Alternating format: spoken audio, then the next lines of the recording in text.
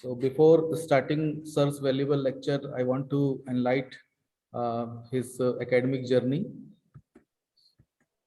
in brief. So as already I stated that Sir is a Honorable Vice Chancellor of SAM Global University, Raisen, and he is a top-class technocrat and a renowned academician, a scientist in the field of remote sensing and IT education.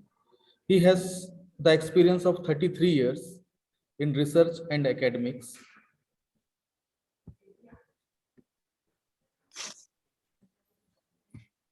He was a former senior scientist of MPCST, MP Council of Science and Technology Bhopal, and former vice chancellor of Madhyanchal Professional University.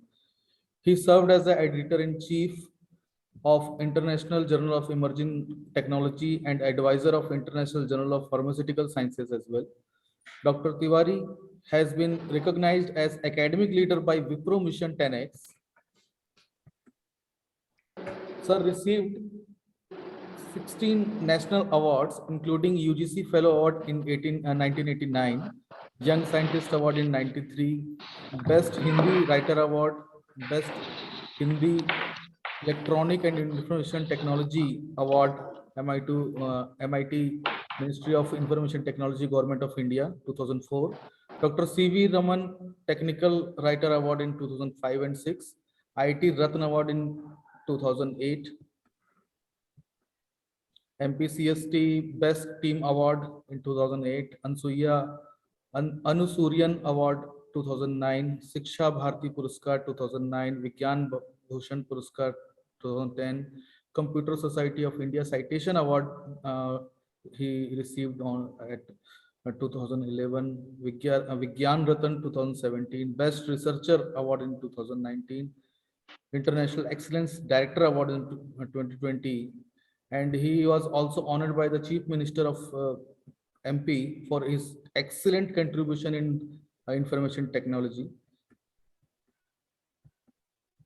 And this is not the end of his journey. Dr. N.K. Tiwari has given IT consultancy to MP State Department and NGOs. He has also established Center for Information Science and Technology for Industries under umbrella of MPCST. He acted as consultant for different various engineering colleges and private university during establishment.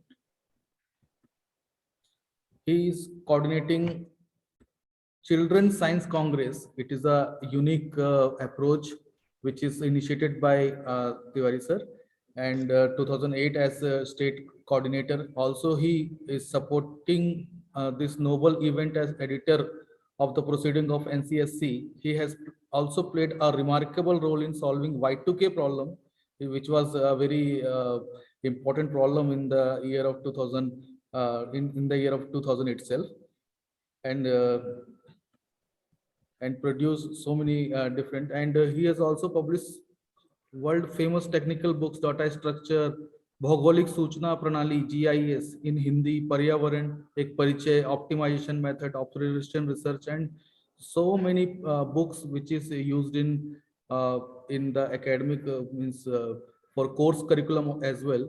And he is very prompt in converting this whole content into Hindi to provide assistance to Hindi medium student, and for that he also received several awards, which we can see in the last slide.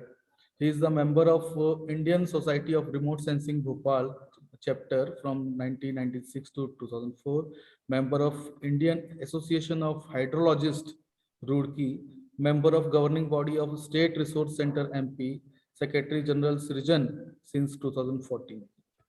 So, and also under his able guidance, he has implemented following best practices in various institutions, reference manual for students for all disciplines.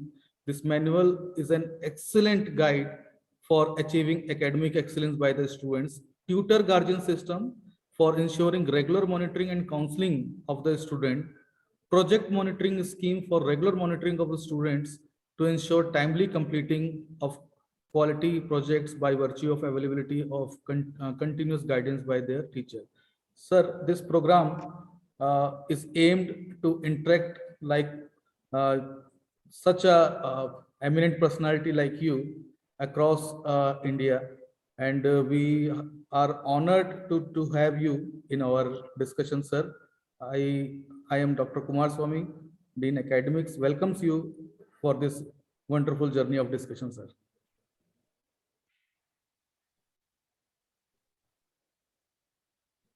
As a topic suggested that sir का जो topic है वो शिक्षक के दायित्व, इस topic में sir हमसे रूबरू होने के लिए यहाँ उपस्थित हैं, और जितने भी टीचर्स जो क्वेश्चंस रेज करना चाहते हैं वो रेज हैंड करेंगे और लास्ट में सर उसका एक एक करके जवाब देंगे.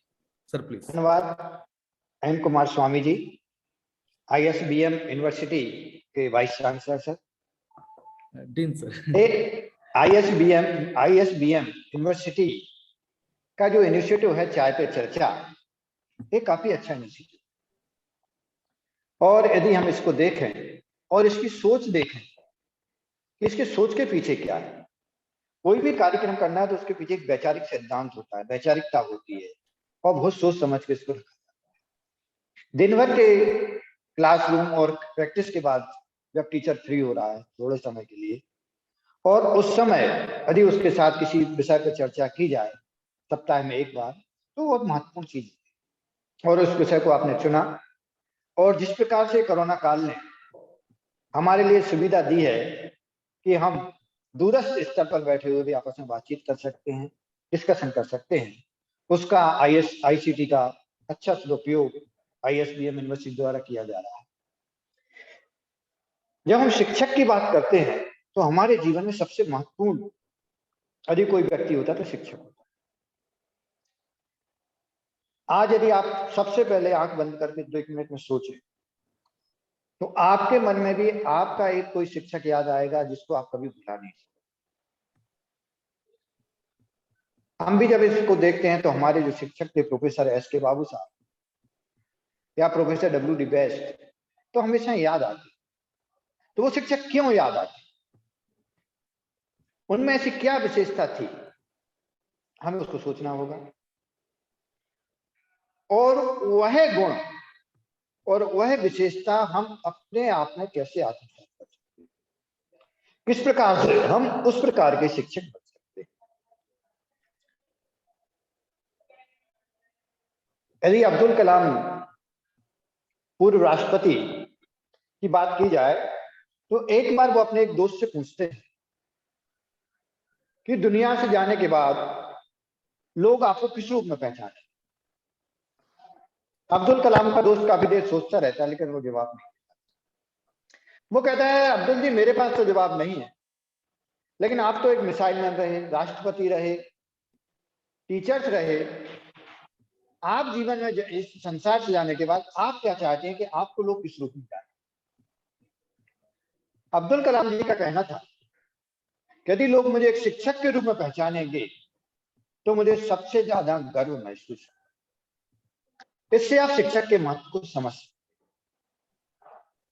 लेकिन आज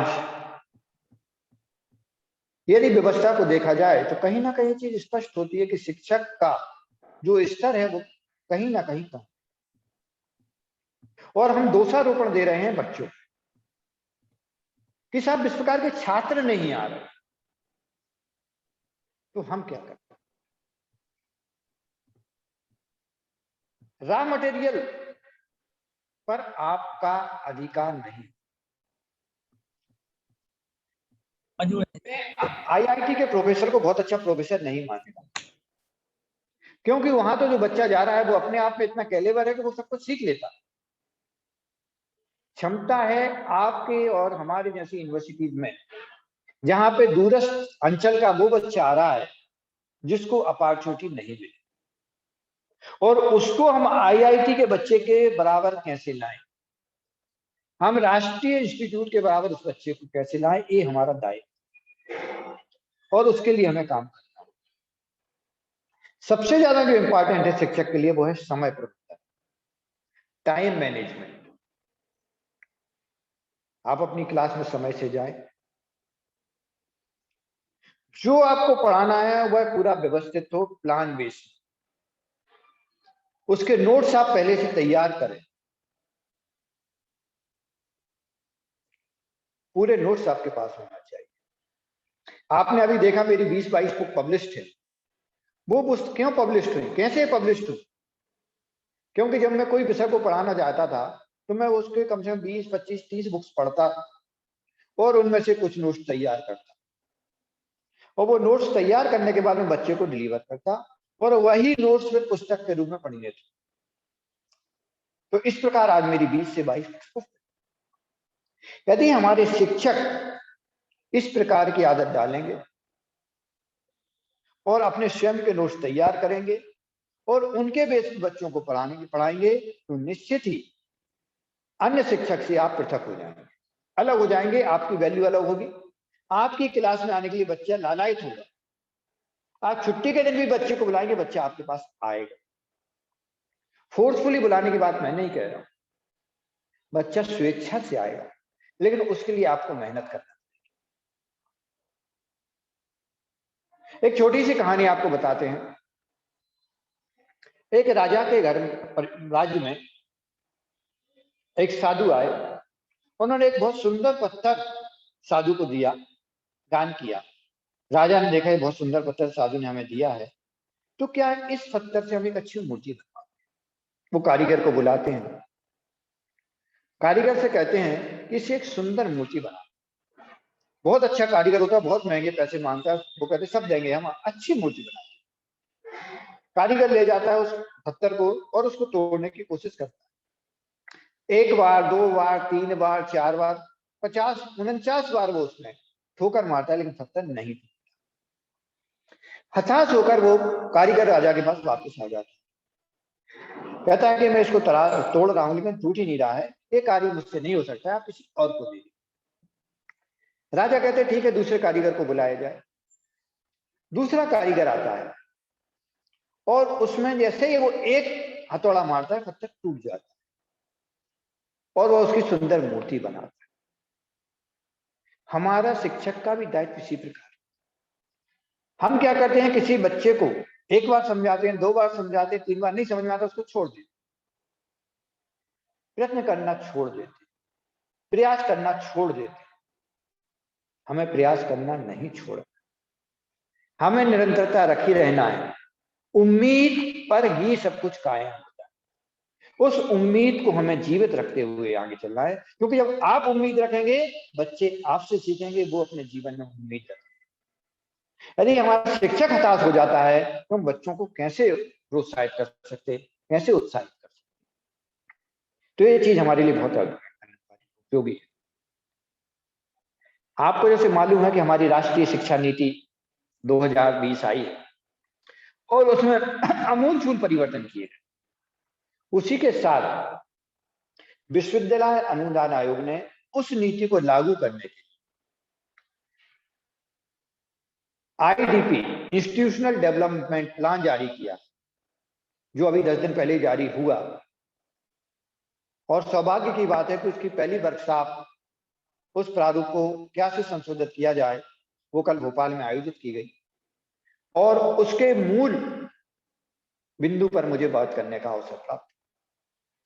सब लोगों को अलग अलग टॉपिक दिए गए थे, कोई शिक्षक पर बात कर रहा था, कोई छात्र पर बात। मुझे जो टॉपिक दिया गया कि आईडीपी प्लान में क्या वैचारिकता है और इससे राष्ट्र विकास कैसे हो। तो यदि आप सोचें कि पूरा का पूरा देश आपकी ओर देख रहा है कि आप कैसे छात्र पढ़ रहे हैं, और उसमें मैंने यही कहा कि छात्र विकास से ही राष्ट्र विकास संभव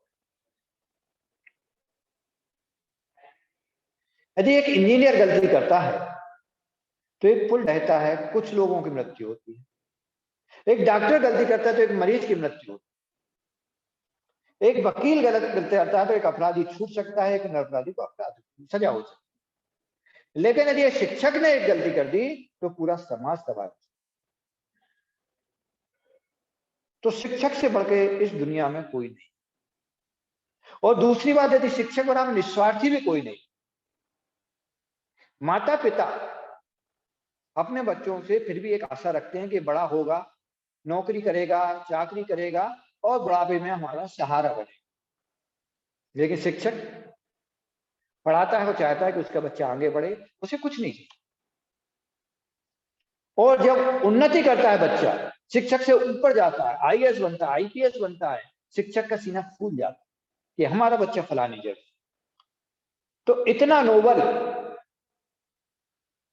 कार्य यदि ईश्वर ने आपको दिया है, तो हमारी कुछ जिम्मेदारियां बनती हैं। उन जिम्मेदारियों का निर्वहन हमें करना है। हमें कैसे बच्चे तैयार करना है? क्या हमें ऐसे छात्र तैयार करना है जो रोजगार की लाइन में लगे रहें? क्या हम यही प्रॉमिस करते हुए बच्चों का एडमिशन करेंगे, प्रवेश करेंगे कि आपको इतने लाख का प्लेसमेंट मिल जाएगा यहां पर? नहीं, ये सस्टेनेबल नहीं हो सकता। इससे संस्था सस्टेन नहीं कर सकती, इससे हमारा देश सस्टेन।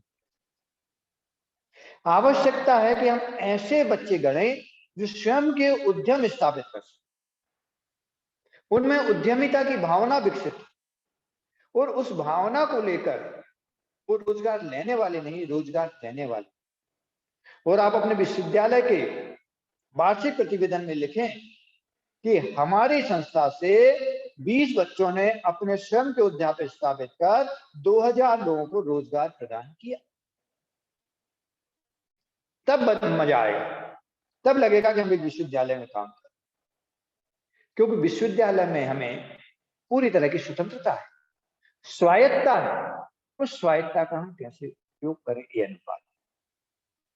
जो यूजीसी ने आईडीपी प्लान के 261 पेज दिए, उनका अध्ययन आप लोग जरूर करें, क्योंकि आने वाला समय किस प्रकार से चलाना है, विश्वविद्यालय कैसे रन करेगा, वो सब उसके अंदर समाहित है।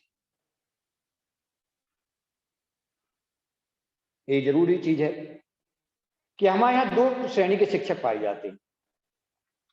एक होते हैं जो बर्थ से शिक्षक होते हैं, जिनके शरीर में जीव में ही शिक्षण है कि हमें शिक्षा ही देना है, दूसरे कार्य नहीं करें। लेकिन 80% जो शिक्षक आज हमारे पास आ रहे हैं, यदि आप स्वयं देखें तो उनको कहीं जॉब नहीं मिला। कई जगह उन्होंने किया, सरकारी में किया, प्राइवेट में किया, नहीं मिला, तो उन्होंने कहा प्राइवेट में बहुत अच्छा है, क्यों ना जाकर हम शिक्षक बने। उनको हम कहते हैं कि वो एक्सीडेंटल शिक्षक। उनसे मेरा निवेदन है कि यदि ईश्वर ने आपको ये अपॉर्चुनिटी, अवसर प्रदान कर दिया है, तो इसको अपनी अभिरुचि बना दें, क्योंकि जब तक आप अपनी अभिरुचि अपने कार्य को नहीं बनाएंगे, तब तक आप जो देना चाहते हैं वो नहीं दे। शिक्षक में समर्पण की भावना होना चाहिए। यदि ये संस्था, आपका विश्वविद्यालय एक शरीर है मान लें, तो आप उसकी आत्मा है, और जो छात्र हैं आपके, वो उसका दिल है। इस चीज को आप समझें। तो यदि दिल स्वस्थ रहेगा, दिल अच्छा रहेगा, शरीर स्वस्थ रहेगा, तभी उसमें आत्मा का वास है। तो उस आत्मा रूपी यदि हम हैं, तो हमें उस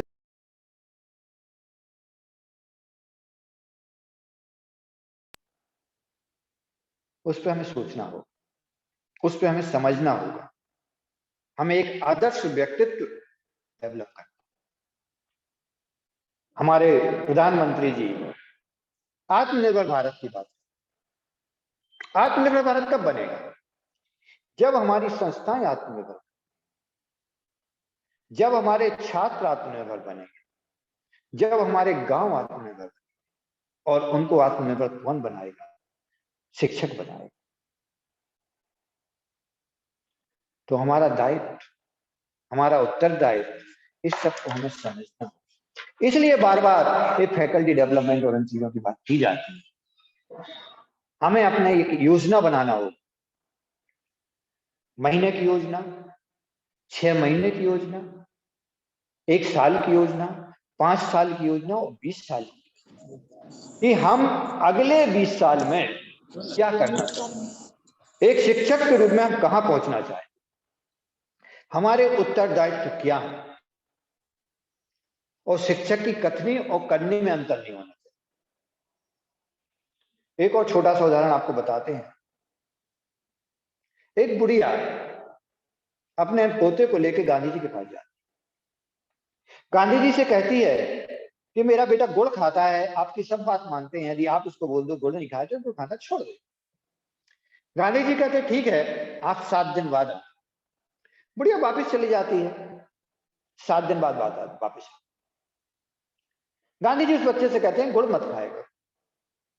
गुड़िया कहती है, बुढ़िया कि साहब मैं 7 कोस से आई थी, इतनी बात कहना था उसी दिन कहते थे मैं 7 कोस वापस गई, 7 कोस आज फिर आई, फिर 7 कोस वापस जाऊं। गांधी जी कहते हैं माता राम, उस दिन मैं गुड़ खाता था, मैंने गुड़ खाना छोड़ दिया है, तब मैं इस बच्चे से कह पा रहा हूं कि गुड़ मत खाए। तो इस चीज से आप समझ सकते हैं कि आपकी बात का प्रभाव कब पड़ेगा बच्चे पे, जब हम अपना आचरण, हम अपना व्यवहार उसके अनुरूप रखेंगे। आपकी पर्सनालिटी, आपका व्यक्तित्व पल प्रतिपल छात्रों द्वारा अवलोकित किया जाता है, उसका अवलोकन किया जाता है, उसका अनुसरण किया जाता है। तो हम यदि शिक्षक हैं तो हमें अपना आचरण, अपना व्यवहार किस तरह से रखना है, हम उसके लिए स्वतंत्र नहीं हैं, हम बंधे हुए हैं, और हमें एक अच्छा आचरण करना है, ये बहुत जरूरी। छात्रों के साथ आपको एक मेंटर भी बनाया जाता है कि 20 छात्रों के आप मेंटर हैं, 30 छात्रों के आप मेंटर, यानी आप पालक शिक्षक हैं। उनसे आपके संबंध किस प्रकार स्थापित, कितना आप उनको जानते हैं, उनके पालक, उनके पिताजी से आपने कितनी बार बात की है, उनके परिवार की समस्याओं को भी आपको समझना है, उन बच्चों को अपना बनाना। और यदि आप करते हैं तो आप देखिए कितना परिवर्तन, ना आपको प्रवेश के लिए कहीं भागना पड़ेगा ना कहीं, क्योंकि फीडबैक सिस्टम इंपॉर्टेंट होता है। लेकिन उसके लिए हमें जरूरी है कि हम छात्र हित में काम करें, एकेडमिक एक्सीलेंस की ओर ले जाएं संस्था को, एकेडमिक एक्सीलेंस के लिए आप ले जाएं। मैनेजमेंट आपके लिए बहुत अच्छे कमरे बनवा देगा, बहुत अच्छी लैब बनवा देगा, बहुत अच्छा पुस्तकालय बनवा देगा, बहुत से अच्छे उपकरण ला देगा, लेकिन उस उपकरण को उपयोग कौन करेगा, उस उपकरण में प्रयोग करके बच्चों को कौन देगा। हमारे पास बाटनी के टीचर आते हैं, कहते साहब लैब में इस चीज की कमी, उसकी चीज कमी। मैं कहता हूं आपके लिए तो पूरा का पूरा प्रगति ही लैब है। आप बच्चों को बाहर ले जाइए, प्लांट्स के बारे में बताइए, प्लांट्स के बारे में समझाइए। एग्रीकल्चर का बच्चा है, आप उसको फील्ड में ले जाइए, जंगल में ले जाइए, उनको चीजों से अवगत कराइए, तने कितने होते हैं, तने की लंबाई कैसे नापी जाती है, पेड़ की लंबाई कैसे नापी जाती है। तो प्रगति के अंदर चीजें हमें इंडस्ट्री से जोड़ना होगा, हमने अपने बच्चों को एंट्रेंसशिप कराना होगा, साथ ही हमें बच्चों को सामाजिक दायित्व सिखाना, समाज के प्रति उनकी क्या जिम्मेदारी है वह हमें उनको बताना होगी। हमें ऐसा व्यक्तित्व तैयार करना है, डॉक्टर बहुत बन जाएंगे, इंजीनियर बहुत बन जाएंगे, लेकिन शिक्षक का दायित्व है एक सच्चा भारतीय नागरिक तैयार करना, एक राष्ट्र को समर्पित, समाज को समर्पित नागरिक तैयार करना। यदि हम भ्रष्टाचार की बात करें या कोई भी बात करें तो उसकी नींव कहां से आती है, वो शिक्षण संस्थाओं से आती है। यदि हम बच्चों में ऐसे गुण दें, ऐसे गुण पैदा करें, उनमें ईमानदारी, सद्भावना की भावना यदि हम पैदा करें तो ये चीजें अपने आप दूर। तो यदि हमें समाज से बुराइयों को दूर करना है तो शिक्षक ही एकमात्र ऐसा व्यक्ति है कि समाज से इन बुराइयों को दूर कर सकता है। तो शिक्षक का दायित्व बहुत जरूरी है। हमें पूरे को अपना जो परिसर है, जो हमारे लोग हैं, उनको एक परिवार के रूप, हमें हमारे जो सीनियर हैं उनके आज्ञा का पालन करना है, उनका रिस्पेक्ट करना है, तभी आपके बच्चे, आपके जूनियर आपका रिस्पेक्ट। मुझे लगता है कि मैंने जो बातें कही, शायद आप लोग यदि इनका थोड़ा सा भी अनुसरण करेंगे तो मैं जो सरकारी नौकरी में था, मैं वैज्ञानिक था, लेकिन मेरे अंदर एक पीड़ा थी, एक कष्ट था कि मैं वैज्ञानिक हूं, 15-16 राष्ट्रीय पुरस्कार मिल गए हैं, कुछ दिन और काम करूंगा, इसके बाद दुनिया छोड़ के चला जाऊंगा।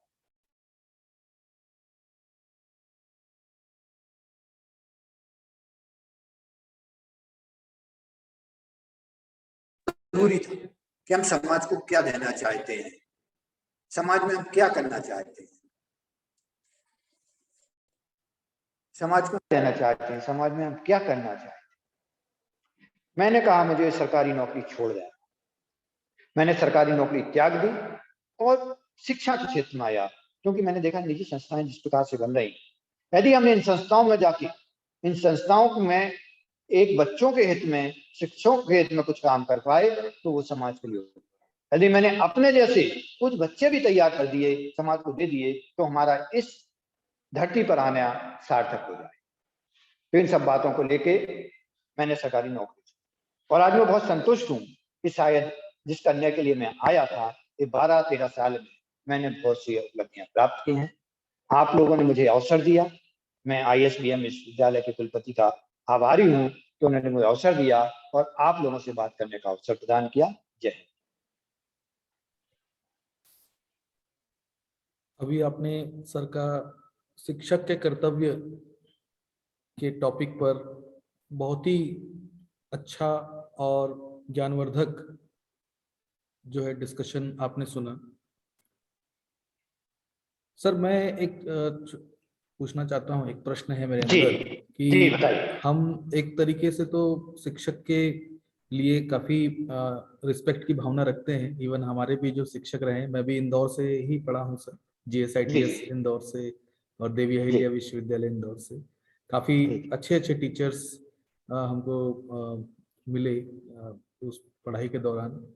लेकिन सर एक चीज जो सभी जगह मैं गौर करता हूँ कि शिक्षक को रोल मॉडल जो बनाना है, जैसे हमारे जो समाज में जो शिक्षक का जो स्थान है, जैसे आप पाश्चात्य जो देश हैं वहाँ पर एक जो सम्मान जो है शिक्षक के लिए, इवन डिप्लोमेट पासपोर्ट्स उनको दिए जाते हैं, और आप यूरोप कंट्रीज में देखेंगे तो बहुत ही ज्यादा उनको रिस्पेक्ट दिया जाता है। वो कहीं ना कहीं मुझे यहाँ मिसिंग लगती है सर, इसके बारे में कुछ बोलना चाहिए सर। देखिए, दो चीज होती है। एक हम सोचते हैं कि देश हमें क्या दे रहा है, ये हमें समाज क्या दे रहा है। दूसरा हमें सोचना हमने समाज को क्या, हमने देश को क्या दिया। सम्मान मांगने से नहीं मिलता, सम्मान तो हमें अर्जित करना पड़ता। और यदि आप देखें, इतिहास को उठा के देखें, तो कुछ ही शिक्षक ऐसे मिलेंगे, आपको मालूम होना चाहिए कि हम एक शिक्षक दिवस मनाते हैं। जी सर। हमारे एक शिक्षक नहीं, दो शिक्षक राष्ट्रपति भी बने। तो ऐसा नहीं कि सम्मान नहीं है, लेकिन उस सम्मान को अर्जित करने लायक हमें अपने आप को स्थापित करना। यस सर, बिल्कुल सर। सर हम बहुत ही भाग्यशाली समझ रहे हैं सर कि आपने इतने अच्छे तरीके से शिक्षक के कर्तव्य हम सभी शिक्षकों को समझाया।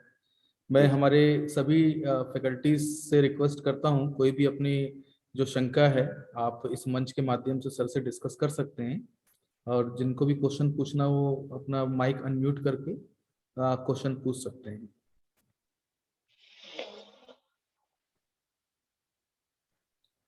School of arts and humanities से अश्वनी सर, प्रीतम सर, आप अनम्यूट करके क्वेश्चन पूछ सकते हैं।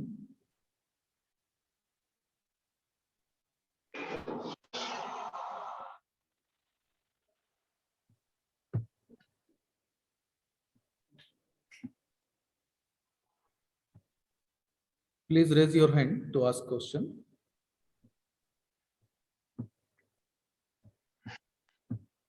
सर आपका ये जो स्टार्टिंग जो आपने की कि हम जैसे विश्वविद्यालय जो सुदूर अंचल में स्थित हैं और उनकी जी जिम्मेदारी के बारे में जो बताया, वो मैं बिल्कुल आपसे सहमत हूँ सर। और IITs में जी वाकई क्रीम बच्चे वहाँ पर होते हैं सर। और ये जो चुनौती है ये वाकई हमको स्वीकारनी चाहिए सर, कि हम ऐसे विद्यार्थियों के लिए सोच सके जो उस धारा में नहीं है। डॉक्टर पूनम जी। वर्मा, आपने हैंड रेज किया है, please ask your question, unmute करके पूछ लीजिए। नमस्कार सर। नमस्कार।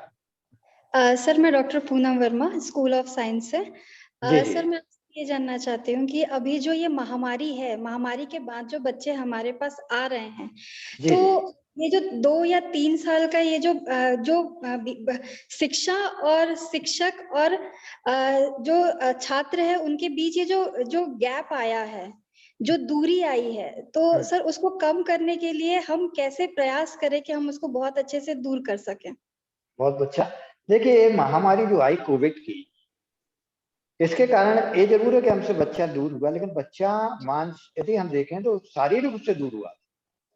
भौतिक दूरियां उनसे हमसे हुई हैं, मानसिक दूरियां उनसे हमसे नहीं। ऑनलाइन के माध्यम से आप उनसे बिल्कुल जुड़े रहे और उनको आप लगातार शिक्षा भी देते रहे, उनको पढ़ाते भी रहे। लेकिन जब बच्चा भौतिक रूप से हमारे साथ आता है, बच्चों के बीच में आपसे मिलता है, तो उसके साथ जो है उसका विकास होता है, वो चहुमुखी विकास होता है, व्यक्तित्व विकास होता है। अभी हम उनको केवल विषय का विकास करा पाए। तो हमारा दायित्व जब बच्चा हमारे बीच में आ गया है तो उससे हमारा संपर्क ज्यादा से ज्यादा हम उसे डायलॉग कर सकें, उसकी समस्याओं को सुन सकें और उन समस्याओं का निदान कर सकें। तो इस समय जरूरी है कि हम उनको प्रैक्टिकल बेस पर मुख्य रूप से जो हमारी प्रैक्टिकल नॉलेज है वो बच्चों को देना पड़ती है, क्योंकि थियोरेटिकल नॉलेज तो हम उनको दी है, लेकिन प्रैक्टिकल से कहीं ना कहीं बच्चे वंचित रहे। तो हमारा दायित्व है कि हम कैसे उनको बढ़ाएं। और निश्चित ही समय का मैं देखिए, कभी भी कोई चीज होती है तो उसमें कुछ अच्छाइयां होती है। मैं हमेशा कहता हूँ कि जो भी होता है अच्छे के लिए होता है। हमें हमेशा सकारात्मक सोच के साथ चलना है, नकारात्मक सोच ना अपने ऊपर हावी होना देना, ना बच्चों के ऊपर। तो जो हुआ वो भी अच्छा हुआ, उससे हमने एक नई तकनीकी सीखी, कई हमने वेबिनार किए होंगे, आपकी वजह से आज हमसे जुड़ पा रहे हैं, ये सब उसी का परिणाम है। तो निश्चित ही हमारे लिए सकारात्मक सोच रखना है। और जब बच्चे हमारे साथ आए हैं तो हम उनको यदि मान लो पहले 3 घंटे देते तो हम 5 घंटे देंगे, ज्यादा समय देके उनके साथ हम संपर्क बना दें। सर अगला क्वेश्चन दीपेश निषाद जी का है, हमारे जी। आईटी डिपार्टमेंट के असिस्टेंट प्रोफेसर है। दीपेश जी प्लीज जी। आप अनम्यूट करके अपना क्वेश्चन पूछिए। प्रणाम सर। नमस्कार। हाँ सर, मेरा क्वेश्चन ये है कि कई से हम बच्चों को हमें ये लगता है कि हम बहुत अच्छे से हैं हाँ और बच्चे जुड़ते भी हैं अच्छे स्टूडेंट में। ऑनलाइन की बात कर रहा हूँ सर। जी जी जैसे ही दूसरा दिन होता है, तीसरे दिन होता है तो बच्चे कुछ कम हो जाते हैं, जी। तो हमें क्वेश्चन मिलता है कि अरे बच्चे कैसे कम हो रहे हैं, है ना? हाँ। तो ये कुछ बताइए सर कि उसको कैसे कंटिन्यूस रखा देखिए जाए। क्या उसमें 2 चीज होती हैं। एक तो हम जो कंटेंट बना रहे हैं, जो बच्चों को कंटेंट डिलीवर कर रहे हैं, वो कंटेंट हमारा इतना प्रभावशाली होना चाहिए कि बच्चे को लगे कि आज कहाँ छूटे तो कल क्या हो। जब हम क्लास शुरू करते हैं तो पुराने क्लास की हम समरी लेते हैं और क्लास एंड करते समय हम कुछ जैसे आपने कोई एपिसोड देखते हैं ना दूरदर्शन में। हेलो। यस सर, आवाज yes sir, yes sir, Audible sir, Audible. आप टीवी पे एपिसोड देखते होंगे, वो एपिसोड कहाँ खत्म करता है कि आपकी जिज्ञासा बनी रहे कि कल क्या होगा। Yes sir. तो उस एपिसोड को हम कंटिन्यू फिर देखते हैं। इसी प्रकार जब हम ऑनलाइन क्लास ले रहे हैं या ऑफलाइन क्लास ले रहे हैं, कोई भी क्लास, हमें वहां पर इस प्रकार से एंड करना है कि बच्चे को रहे कि कल का बहुत ही महत्वपूर्ण तो चर्चा होने वाली है, यदि हमने इसको मिस कर दिया तो फिर मुझे कुछ समझ नहीं आने वाला। तो इस प्रकार की कंटिन्यूटी यदि हम ऑब्जेक्टिव में डालते हैं तो बच्चा कभी भी आपसे कोई अलग नहीं। थैंक यू सर, ने काफी अच्छे से हमारे फैकल्टी की जिज्ञासा को समाधान किया। मैं हमारे ऑनरेबल वाइस चांसलर डॉक्टर आनंद महलवार सर से रिक्वेस्ट करता हूं कि सर को धन्यवाद ज्ञापित करें। डॉक्टर आनंद महलवार सर। धन्यवाद सर। बहुत बहुत नमस्कार, आपको भी बहुत बहुत धन्यवाद। सर्वप्रथम मैं तिवारी सर का तहे दिल से शुक्रिया अदा करता हूं कि उन्होंने अपने बिजी शेड्यूल में से भी हमको कुछ क्षण निकाल करके दिया और अपने एक्सपीरियंस का कुछ नोट्स हमारे साथ में शेयर किया। सर, आपका जो वास्ट एक्सपीरियंस रहा है 33 साल का, उसका निचोड़ निश्चित तौर पे हमारे लिए प्रेरणा का स्रोत रहेगा और आपके जो शब्द हमारे कर्णों तक पड़े हैं, इनसे हम निश्चित तौर पे एक पॉजिटिव वाइब्स लेकर के आगे बढ़ेंगे।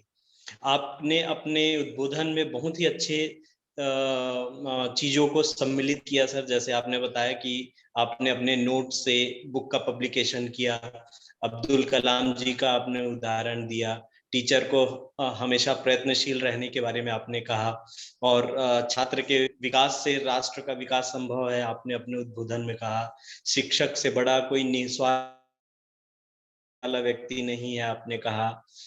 स्वायत्ता, विश्वविद्यालय के स्वायत्ता के बारे में आपने बताया। अभी तक हम एक्सीडेंटल प्राइम मिनिस्टर के बारे में जानते थे, एक्सीडेंटल शिक्षक के बारे में आपके द्वारा पता चला। आत्मनिर्भर भारत के बारे में आपने कहा। आपने गुड़ वाला बहुत अच्छा एग्जाम्पल दिया, जो कि एक प्रेरणा का स्रोत है कि पहले शिक्षक को खुद में अपने अंदर बदलाव करना चाहिए, उसके बाद में कोई भी चीजों को अपने छात्रों के साथ शेयर करना चाहिए। आपने सरकारी नौकरी छोड़कर शिक्षा के लिए कार्य करने का जो आपके अंदर में जज्बा था, उसको रखते हुए आप विश्वविद्यालय के वर्किंग में आप आए और निरंतर छात्र हित में आप कार्य कर रहे हैं, ये भी जानकारी आपके द्वारा हमको मिला सर। आपने बताया कि छात्र शिक्षक को हर हमेशा सम्मान अपने लिए अर्जित करना चाहिए और उस मकाम पे खुद अपने मेहनत से जाना चाहिए, ताकि लोग अपने आप उनका इज्जत या सम्मान करें। आपने प्रभावशाली कंटेंट डेवलप करने के लिए शिक्षकों को कहा, क्लास को खत्म वहां पे करना है ताकि नेक्स्ट उनका क्लास प्रभावशील तरीके से बच्चे सुनने के लिए उत्सुक रहे। ये सारे बातें आपके द्वारा आपके हमारे इस चाय पे चर्चा के दरमियान आपके द्वारा कही गई। निश्चित तौर पे सर, आप जैसे वक्ता के मुख से कुछ भी सुनना या कुछ भी ग्रहण करना हम लोगों के लिए एक भाग्य की बात है। आपको पुनः पूरे ISBM परिवार की तरफ से मेरे द्वारा, मेरे पर्सनल व्यू से तहे दिल से धन्यवाद कि आपने अपना कीमती समय हमारे बीच रखा। और मैं उम्मीद करता हूं सर, आगे भी जब कभी आपसे मार्गदर्शन हम चाहेंगे, आपका निस्वार्थ मार्गदर्शन हमें आगे भी मिलता रहेगा।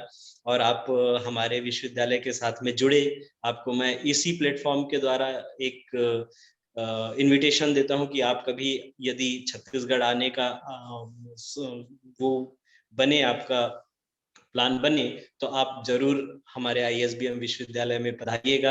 हमें आपका आतिथ्य सत्कार करके तहे दिल से खुशी प्राप्त होगा और आपका मार्गदर्शन लेकर के हम अपने आप को गौरवान्वित समझेंगे। इन्हीं शब्दों के साथ मैं आपको धन्यवाद देता हूं सर कि आपने। बहुत बढ़िया आनंद जी, आपने जैसा कहा, छत्तीसगढ़ से मेरा बहुत अच्छा गहरा नाता है, आपको बता दें। जी जी जी। बिलासपुर जो विधायक हैं डॉक्टर शैलेश पांडे जी, जी जी, वो हमारे ब्रदर इन लॉ हैं।